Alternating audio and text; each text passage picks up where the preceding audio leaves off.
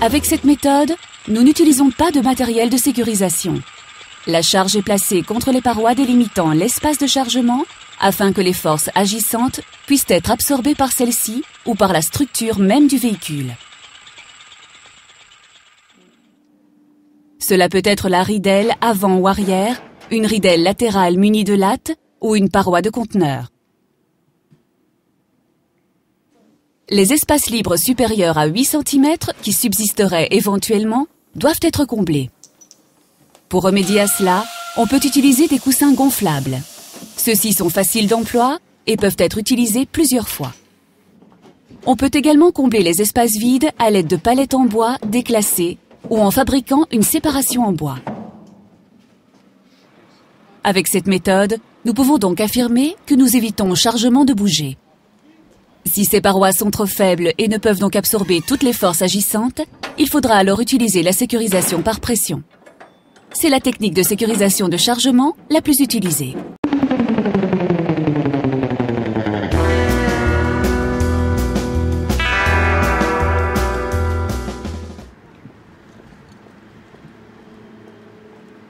Même un cycliste emploie cette technique de façon inconsciente.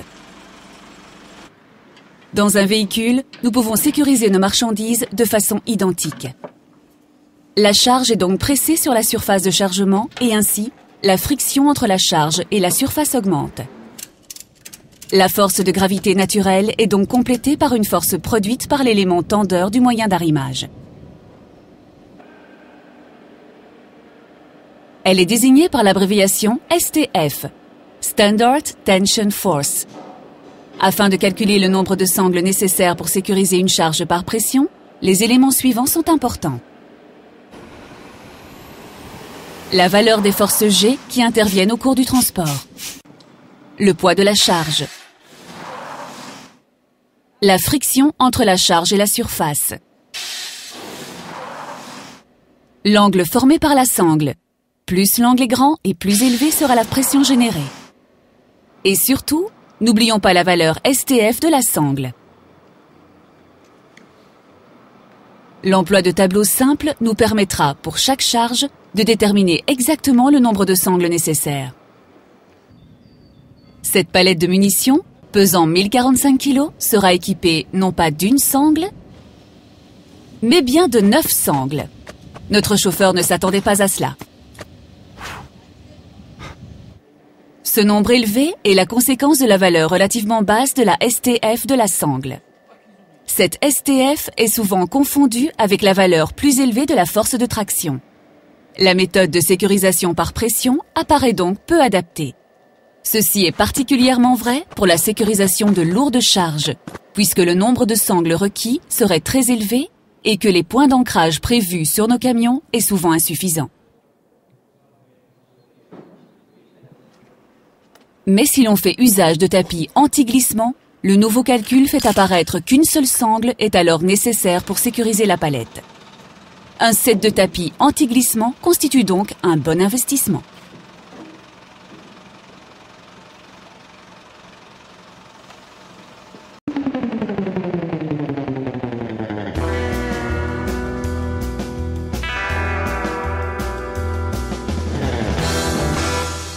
Si notre charge n'est pas adaptée pour être sécurisée par pression, l'arrimage direct offre une alternative satisfaisante.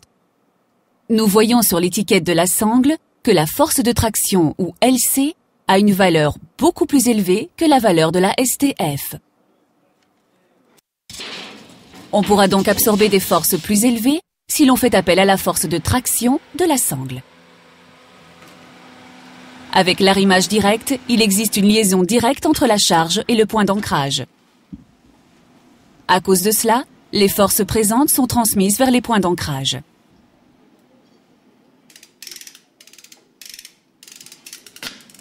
Les arrimages peuvent être réalisés de différentes manières et pour chaque méthode, nous pouvons calculer les forces ou les pressions en jeu. Il est essentiel de toujours se demander si les points d'ancrage ou les moyens d'arrimage sont assez solides pour résister aux forces en action. On emploiera donc les sangles les plus appropriées. Une bonne sangle répond aux normes européennes. 12-195-2. À côté de la sangle traditionnelle, la sangle à usage unique peut être utilisée pour sécuriser un chargement dans un conteneur.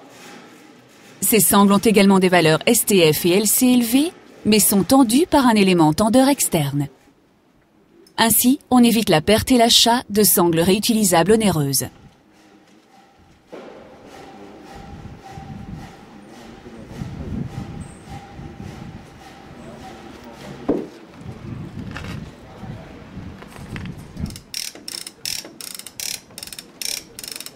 Quelques techniques ou matériels utilisés, vous devrez toujours vous confronter aux exigences imposées par l'arrêté royal du 27 avril 2007.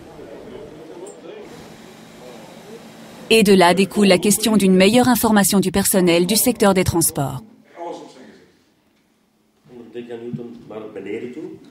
La défense en est bien consciente. Une formation des chauffeurs et des responsables de chargement permettra d'éviter les problèmes et les coûts.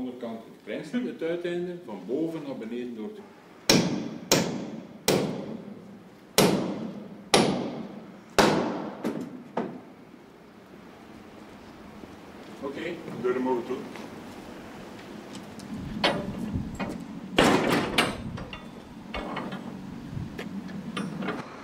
Nos véhicules pourront prendre la route en toute sécurité avec des chargements sûrs et sécurisés.